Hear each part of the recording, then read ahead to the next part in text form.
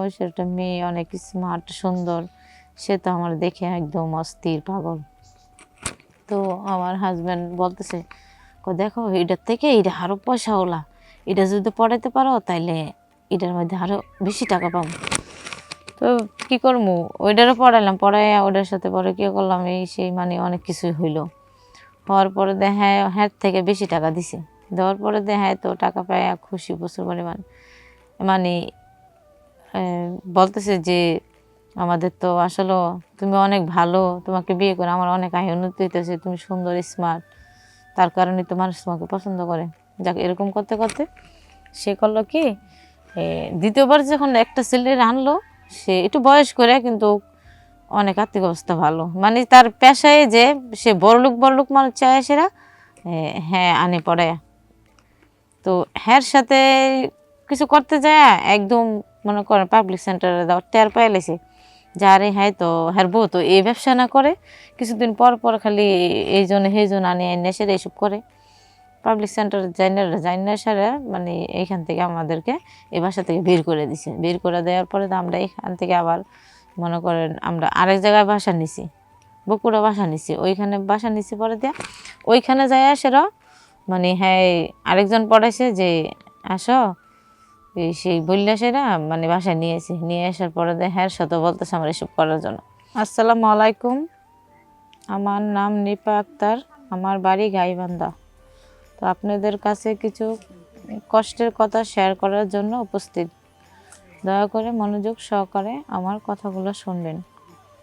কথাগুলো হলো এই যে আমার ফ্যামিলিতে কেউ নাই, ঠিক আছে? তো আর পাশের গ্রামেরই আমার চাচা লাগে এক, সে আমার দেখে চাইয়া চিন্তা একটা বিয়ে দিছে। বিয়ে দেওয়ার পর আমার স্বামী ছিল একটু মানে অ্যাকচুয়ালি লুবি, আর অ্যাকচুয়ালি হইলো তার চরিত্র বেশি ভালো না। সে যেরকম আমি তার মতো এরকমই করি। তো এরকম কত ধরেন না, যেরকম আমাকে মানে আমরা এক জায়গায় বাসা নিছি, তো ওইখানে থাকি। ওইখানে থাকার পরে সে তার ভালো ভালো যে বন্ধুগুলো অনেক বড় লোক, অনেক পয়সা, আর্থিক অবস্থা ভালো, একটা বন্ধু নিয়ে আসে বাসায়। আইসা বলতেছে, দেখো তুমি যদি হ্যাঁ পড়াইতে পারো, হ্যাঁ সাথে ইয়ে করতে পারো, তাইলে আমরা অনেক টাকা হইব, ইনকাম করতে পারবো। আমি বলে যাব, তুমি এটা কি বলো, এটা কি একটা কথা হইলো? আমি তোমার ওয়াইফ, তুমি আমার হাজব্যান্ড, তুমি কি আমার এসব করলে এটা আমি মেনে নিতে পারবো? দেখো, জীবনে কিছু করতে হইলে কিছু ইয়ে করতে হইবে, তো কিছু ধৈর্য পারা যাইতো না। তো বললাম যে চলো, স্বামী যখন বলছে, সে যদি আমার করায় তাহলে তো ওইটা তো আমার তো আর ইয়া নাই, আমার তো করতে হইবে বাধ্যতামূলক। তখন হ্যাঁ বন্ধুর সাথে আমি ইলেকশনে জড়াইলাম। জড়ানোর পর তার সাথে আমার সব কিছু হয়েছে। হওয়ার পর সে মানে আমাকে 2 থেকে 3 লাখ টাকা দিছে পরে আমার হাজব্যান্ড তো পাইয়া খুশি। হ্যাঁ হাতে টাকা যখন দিছি, যে দেখো তুমি যেভাবে বলছো আমি তো এভাবেই করলাম, তোমার কথাই অনুযায়ী সব কিছু হইতেছে, নাও তোমার টাকার প্রয়োজন তো তুমি টাকা নাও। নেওয়ার পরে দেখি ওই টাকা হ্যাঁ পাইয়া যে প্রচুর পরিমাণ খুশি, সে চাইতেছে যে এরকম করে আরও ইনকাম করতে। মানে হ্যাঁ রয়েছে বউ দিয়া ব্যবসা করার ধান্দা, বুঝছেন? তো কি বলবো কষ্টের কথা, আমি যা বলতেছি আপনাদের কাছে আমার চোখেতে পানি বসতেছে, যে আমি কি করে যে বলি বুঝতেছি না। এরকম করে সে আরেক জায়গায় গেছে, যে আরেকটা ছেলের সাথে ভাব হয়েছে, মানে সে আর্থিক অবস্থা দেখে ভালো ভালো মানুষের সাথে সে পরিচয় হয়ে সেরা আমাদের বাসায় আনে। তো ওই ছেলের সাথে তো গেলই, আরেকটা ছেলে আনছে, ও অনেক বড় লোক, অনেক আর্থিক অবস্থা ভালো, সে বাসায় আনছে। পরে দিয়ে মানে আমি তো কম বয়সের একটা মেয়ে, অনেক স্মার্ট সুন্দর, সে তো আমার দেখে একদম অস্থির পাগল। তো আমার হাজব্যান্ড বলতেছে, দেখো এটার থেকে এটা আরও পয়সাওয়ালা, এটা যদি পড়াইতে পারো তাইলে এটার মধ্যে আরও বেশি টাকা পাবো। তো কী করবো, ওইটারও পড়াইলাম, পড়াইয়া ওটার সাথে পরে কী করলাম, এই সেই মানে অনেক কিছুই হইলো। হওয়ার পরে হ্যাঁ হ্যাঁ থেকে বেশি টাকা দিছে, দেওয়ার পরে হ্যাঁ তো টাকা পায় খুশি প্রচুর পরিমাণ। মানে বলতেছে যে আমাদের তো আসলে তুমি অনেক ভালো, তোমাকে বিয়ে করে আমার অনেক আয় উন্নতি হইতেছে, তুমি সুন্দর স্মার্ট, তার কারণে তো মানুষ তোমাকে পছন্দ করে। যাক, এরকম করতে করতে সে করলো কি, দ্বিতীয়বার যখন একটা ছেলে আনলো, সে একটু বয়স করে কিন্তু অনেক আর্থিক অবস্থা ভালো, মানে তার পেশায় যে সে বড়লোক মানুষ চায় সেরা হ্যাঁ আনে পড়ে।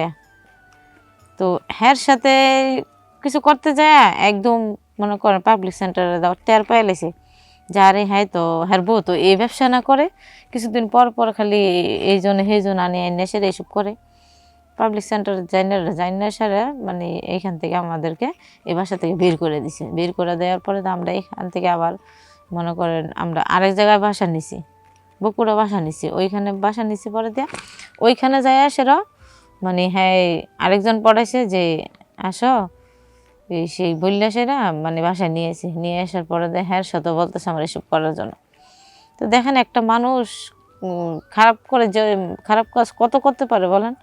আমারও তো একটা মন আছে, আমার তো এসব করতে ভালো লাগে না, তো বাধ্যতামূলক স্বামীর মন রাখতে যে আমার করতে হয়েছে। কারণ আমার স্বামী হয়েছে লুবি, বুঝছেন, আমার স্বামী টাকার জন্য সব কিছু করতে পারে। একটা স্বামী কতটুক নিচু হইলে যে তার ওয়াইফটে দিয়ে মানুষের কাছে এসব করে বলেন। মানুষ না খেয়ে থাকলেও তো এসব করতেছে না, যে আমি একবেলা না খেয়ে থাকবো তারপরে তো আমি আমার বউ নিয়ে আমি ভালো থাকবো, তো আমার বউ চরিত্রহীন না হয়, চরিত্র ভালো বজায় রেখে চলতে পারে।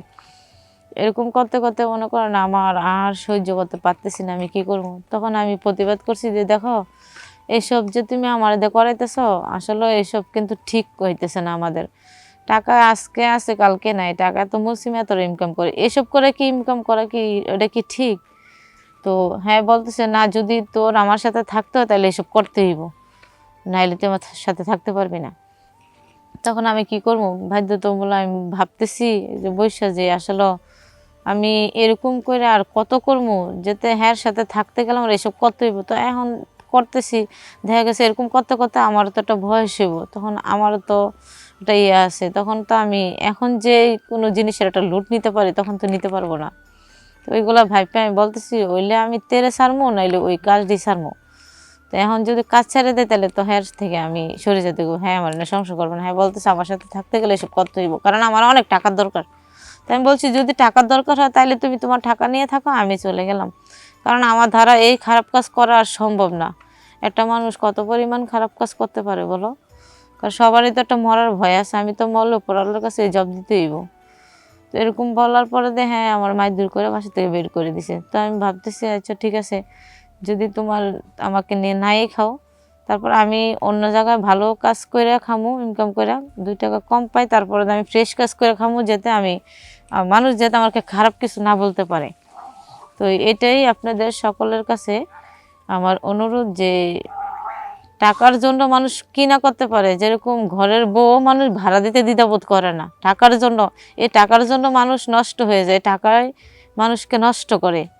আর জীবনে বাঁচতে গেলে টাকার দরকার, ঠিক আছে, সৎ পথে থাইকা টাকা ইনকাম করো, অসৎ পথে না।